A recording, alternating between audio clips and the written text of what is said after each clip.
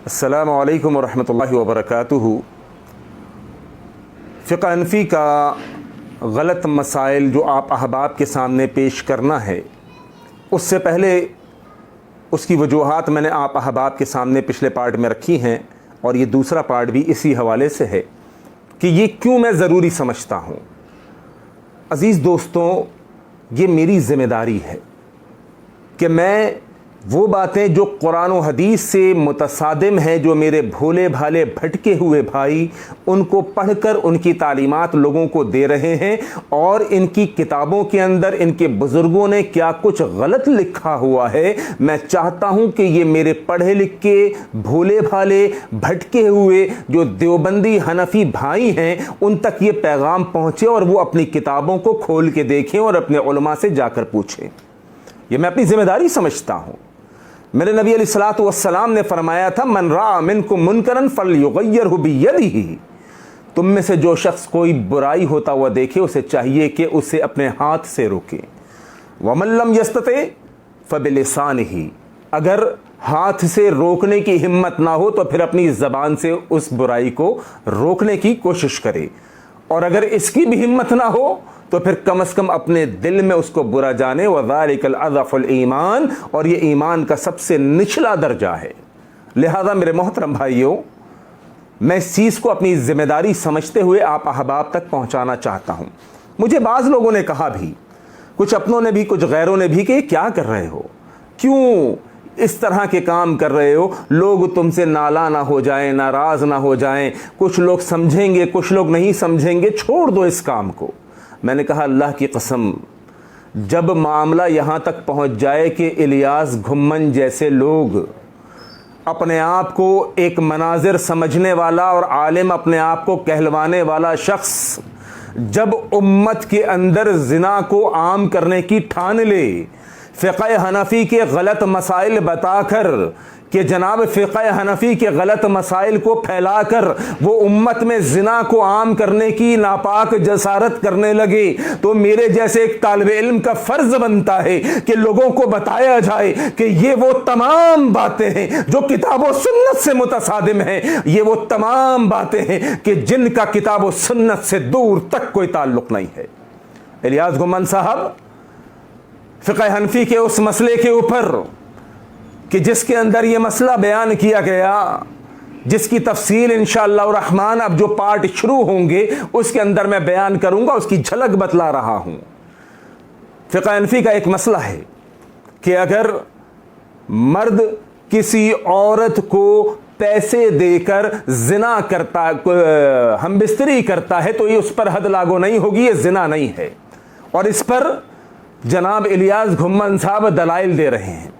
क्या कहते हैं इलियास घुम्मन साहब? वो फरमाते हैं कि जनाब, क्योंकि आप अपनी बीवी से जिससे निकाह करते हो उसको भी तो हक महर देके उसके साथ हम बिस्तरी करते हो, लिहाजा ये जो फ़िक़्ह के अंदर मसला लिखा हुआ है कि अगर मर्द किसी औरत को पैसे देकर हम बिस्तरी करता है तो ये जिना नहीं, हद नहीं, तो लिहाजा उससे उन्होंने इस्तदलाल किया कि वहां पर निकाह के वक्त आप अपनी निकाह के बाद अपनी बीवी को आप हक महर देके उसके साथ हम बिस्तरी करते हो। इस मर्द ने भी क्या किया कि औरत को पैसा देकर उसके साथ हम बिस्तरी की, लिहाजा जिना नहीं है, हद नहीं लगेगी। हद हो गई यार। फिर और जिना कहते किसको हैं? फिर जिना की तारीफ क्या है? वो अल्लाह की कसम है, आज जितने अड्डे हैं, जितने जिना खाने चल रहे हैं, वहां पर होता क्या है मेरे मोहतरम भाई? होता ही यही है कि एक मर्द एक औरत को रेट तय करता है, उसको पैसे देता है और जिना होता है। ये फ़िक़्ह हनफ़ी के ये मौलवी, ये देवबंदियों के बड़े बड़े मौलवी, ये क्या चाह रहे हैं कि मुआशरे में जिनाम हो जाए? ये उम्मत की बेटियों को और उम्मत के बेटों को, नौजवान नस्ल को ये जिना की जानिब लगाना चाहते हैं। तो ऐसे मौके पर अगर मेरे जैसा एक हकीर सा इंसान, एक तालिबे इल्म इंसान अगरचे आवाज़ को बुलंद करता है तो मैं समझता हूँ आपको बुरा नहीं लगना चाहिए, बल्कि मेरा साथ देना चाहिए, ताकि फ़िक़्ह के तमाम मसाइल लोगों के सामने आए। और अल्लाह की कसम, इससे बढ़कर मैं आपको बताऊं कि फतावा आलमगीरी का जब मैं आपके सामने बात रखूंगा, अल्लाहु अकबर, मुझे करते हुए शर्म आती है। वो मसाइल लिखे हुए हैं कि बाप अपनी बेटी के साथ अगर हम बिस्तरी कर ले तो उस पर हद वाक़िफ़ नहीं होगी। इंतहा हो गई। ये किस जानिब लेकर जा रहे हैं, ये क्या करना चाह रहे हैं, ये मैंने सिर्फ कहा कि अभी इशारे दे रहा हूं और वजूहात बता रहा हूं कि मैं क्यों फ़िक़्ह हनफ़ी के गलत मसाइल आप तक पहुंचाना चाहता हूं। अभी डिटेल अगली किस्त में होगी, रेफरेंसेस, हवाले वो अगली किस्त में होंगे जब बात मैं खुलकर आपके सामने रखूंगा।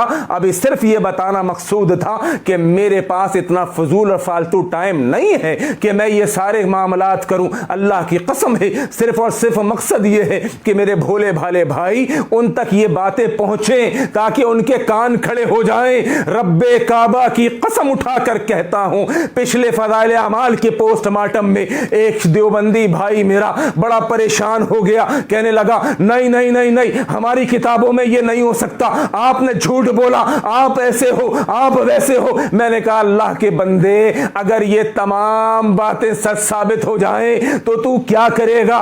कहने लगा मैं अहले हदीस होने को तैयार हूं, हमारी फज़ाइल अमाल में ऐसा कुछ नहीं। मैंने कहा अल्लाह के बंदे चल ये ले, रेफरेंस तो मैंने वीडियो में भी दिया था, तुझे व्हाट्सएप पर भी दे देता हूं, अब जा तू अपनी किताब में चेक कर, अपने मौलवियों से पूछ। तो लोग मेरे मोहतरम भाइयों इन रेफरेंसेस से, इन हवालों से जब अपनी किताब को देखते हैं, अपने मौलवियों से पूछते हैं कि मौलवी साहब ये क्या लिखा है कि सूरह फातिहा को पेशाब से लिखा जा सकता है, इन्ना लिल्लाहि व इन्ना इलैहि राजिऊन। ओ मेरे मोहतरम भाइयों, ये सारी वजूहात हैं जिनकी बिना पर यह ऑपरेशन का फैसला किया, इस पोस्टमार्टम का फैसला किया कि लोगों तक ये तमाम बातों को पहुंचाया जाए ताकि मेरे भोले भाले देवबंदी हनफी भाई अपनी आंखों को खोलकर किताब सुन्नत के मुताबिक फैसला करें। अल्लाह करीम हमें हक बात को समझने की तौफीक अता फरमाए। और कब इंशाअल्लाह रहमान ये पोस्टमार्टम के जो सिलसिले हैं ये शुरू हो जाएंगे, अब हवाले मिलना शुरू हो जाएंगे। अब देखिए आपका काम है, इन तमाम बातों को तेजी से फैलाइए और भोले भाले मुसलमानों के ईमान को, उनके अकीदों को बचा लीजिए। अल्लाह करीम मुझे और आपको अमल की तौफीक अता फरमाए। व आखिर दवाना अनिल हम्दुलिल्लाहि रब्बिल आलमीन।